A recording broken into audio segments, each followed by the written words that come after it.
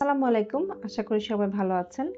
আজকে আমরা কথা বলবো শীতে গোড়ালি ফাটা বা পায়ের যে পাতা ফেটে যায় সেগুলোর সমস্যা নিয়ে। শীতকালে আমাদের ত্বকটা এমনিতেই শুষ্ক থাকে এবং এক্ষেত্রে দেখা যায় আমাদের সবচেয়ে আগে ইফেক্ট হয় পায়ের গোড়ালিটা। তো সকলেরই কম বেশি গোড়ালি ফাটে এবং এর জন্য আমরা অনেকেই পেট্রোলিয়াম জেলি এবং গ্লিসারিন জাতীয় ওষুধ লাগিয়ে থাকি। তো যাদের এগুলো লাগানোর পরেও এর সমাধান হচ্ছে না, আসলে তাদেরকে নিয়ে আমরা কথাটা বলছি। শীতে পা ফাটা যেমন খুব স্বাভাবিক একটা ব্যাপার, তেমনি এর কিন্তু প্রতিরোধও আছে।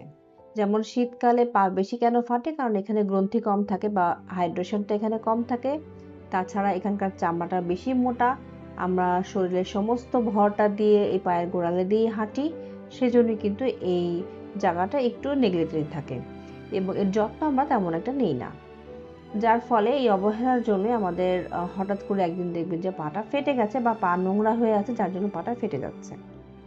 তো যাদের এই সমস্যাটা খুব বেশি, যেমন পা অনেক বেশি চিড়ে গেছে, সেখান থেকে রক্ত পড়ছে বা পুঁজ পড়ছে, তারাই একমাত্র আ ডাক্তারের শরণাপন্ন হবেন এবং ডাক্তার যেভাবে আপনাদেরকে পায়ের যত্ন নিতে বলবেন, সেভাবে আপনার পায়ের যত্নটা যদি শীতের শুরু থেকেই নেন, তাহলে এই সমস্যাটা প্রতিরোধ করা অনেকটাই সম্ভব।